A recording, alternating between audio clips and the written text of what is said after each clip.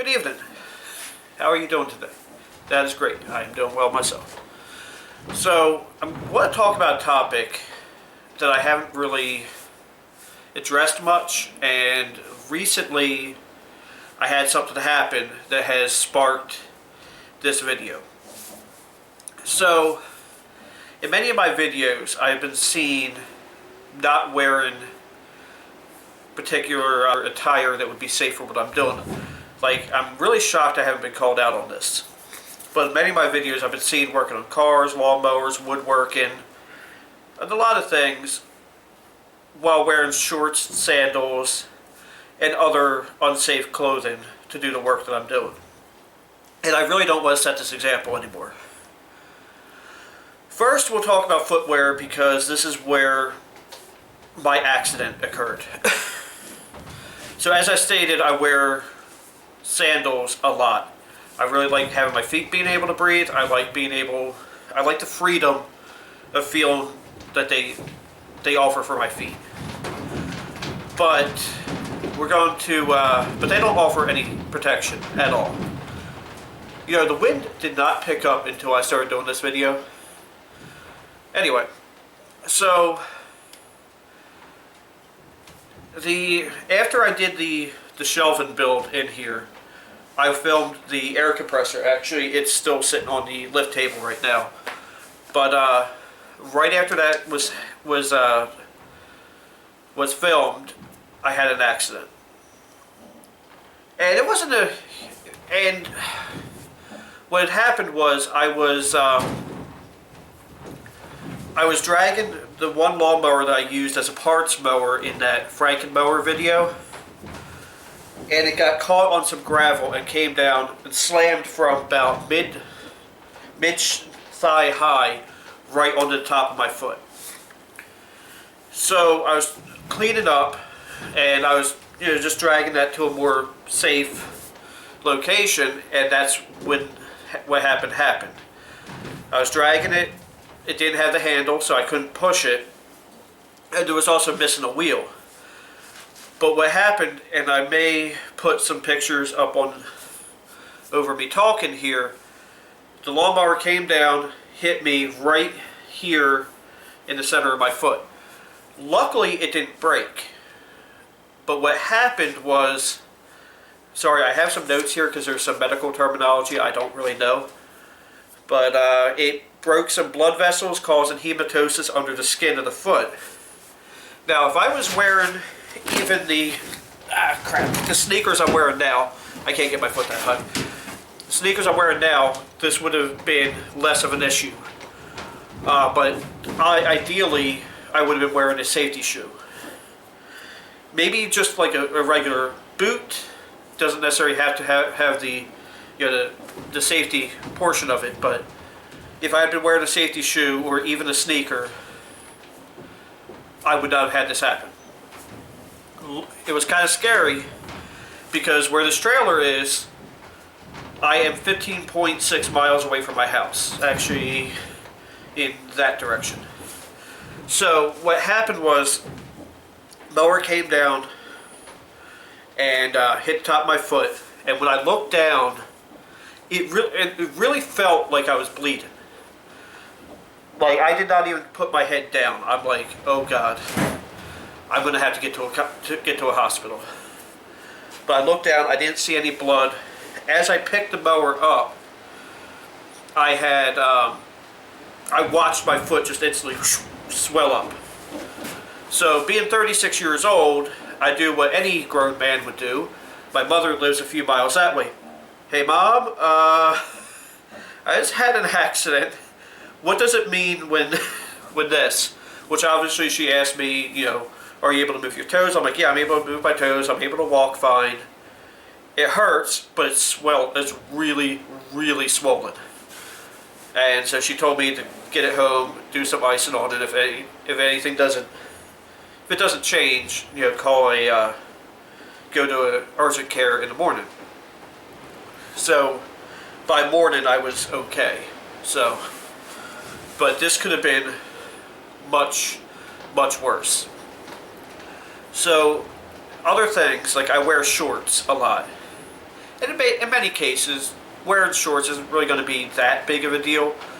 But like when I'm working with like lawnmowers, and there's chances it can be like throwing something out, even the addition of just normal work pants would help.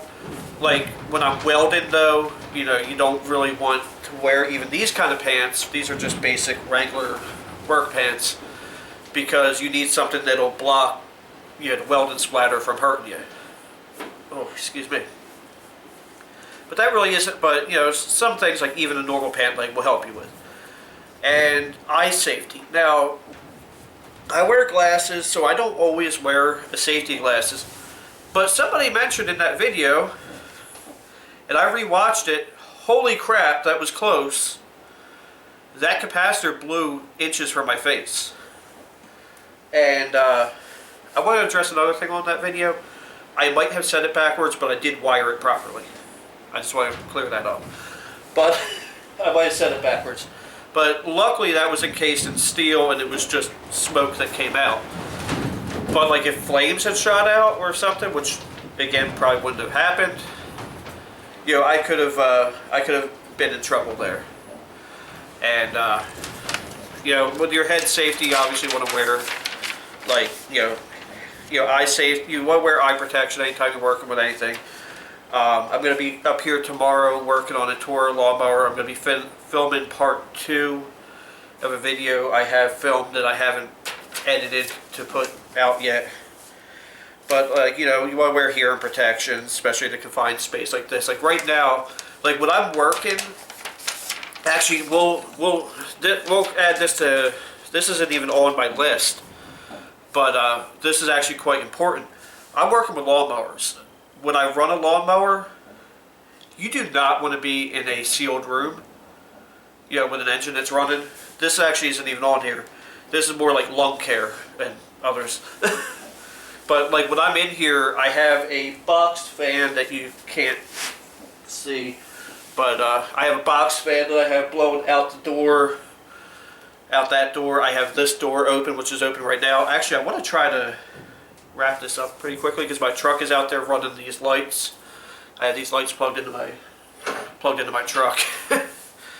But like, you know, with stuff like woodworking, because I do a lot of woodworking, like I don't have this problem because I shave my head and I don't have a long beard. But you want to tie, like anytime you're doing woodworking or any type of machinery, you know, tie your hair back. You know, have your beard in a way where it's not going to happen. If you're using a cut-off wheel, have a face shield, and like probably something to protect your arms because like if a disc shatters, you're going to get hurt pretty bad. Yeah, that's. And like then there's also just some general guidelines that you would want to do in any workshop, no matter what it is. Like, and a lot of this is going to depend on what you're working on, but it can be adapted, you know, to any kind of work. Like, you always want to be aware of what's around you. Like I have mowers that I'm trying to fix right now. They're up here. There's actually some behind the trailer. So I obviously want to know where everything around me is. You know, I don't want to trip and hurt myself or, you know, like, say I got a piece of machinery that's got metal in, and actually I have a pretty good example. Something happened to my leg. I was carrying a box and I got too close to a trailer that had metal on it and I gouged the hell out of my leg. I probably should have gotten stitches, but it healed. You know, for example, be careful not to bump into, you know, for example, be careful not to bump into anybody. Like if you're working alone, that's not a problem. But if you have other people around you, you don't want to hit anybody that's working on machinery. Like somebody, even if, you know, you could put somebody's arm into a machine and rip their arm off. You want to concentrate on what you're doing. If you're tired, leave. You don't want to work around machinery and not be able to concentrate on what you're doing. If you don't hurry. If you catch yourself rushing, slow down. I think my door latch just broke. We'll be okay, as long as it's not going to sit here and bang the door open and close. You know, if you rush, you'll end up damaging the part, the tools, the machine, and maybe even yourself. You don't want to get hurt. Don't let anybody talk you into doing anything dangerous, like disabling a safety device to do a job faster. It's not worth the risk. You want to go home with all your fingers, all your toes, all your arms, both your eyes. You know, you don't want to get yourself hurt. Wow, this wind is really worse than I thought it was going to be.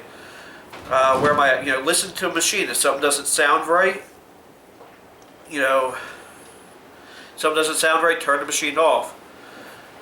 Don't attempt to measure a part that's moving. Like, you know, that's not anything I've really addressed in any of my, anything that's been a problem in any of my videos. So I don't really but still, like if you're working on, say you got a piece of metal on a metal lathe, don't try to measure it while it's moving because you could really get hurt. If you don't know anything, ask. Like if you're working in a shop and you have other people and you don't know how to do something, ask somebody so that they don't, don't just screw something up. Double check that everything is secured down and held. I actually lost wearing gloves would not have helped. Securing my work would have. Actually, because if I got the glove caught in the drill bit, that would have been as big of a problem. But I was just holding a piece of metal I was drilling, and it came loose. The drill went right kind of through my fingers. Luckily it didn't go through my fingers, but it was almost like I grabbed a drill bit and I've ripped part of my fingernail off. Know which parts move and which are stationary and which ones are sharp. Know your machines. Don't leave machines running unattended. Clean up machines after you use them. A dirty machine is an unsafe machine and uncomfortable to work on. I don't normally do such serious videos because, most of my work is fun, working on lawnmowers, building stuff, working on computers, I don't want to be serious and down. But I got hurt, and it's something that I have done on camera, and I don't want anybody else to get hurt the way I did. I got lucky that this was not a serious injury. You might not be. But, this injury could have been much worse, and I thank God it wasn't. It was an eye-opening incident, and I just wanted to warn people and share some tips that might help you guys work safer. Thank you for watching. Have a blessed day. Don't forget to like, comment, and subscribe.